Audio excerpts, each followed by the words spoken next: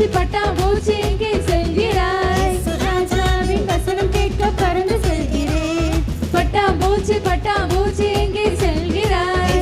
ராஜாவின் வசனம் கேட்க பறந்து செல்கிறேன். எல்லாரும் கிளாப் பண்ணலாமா?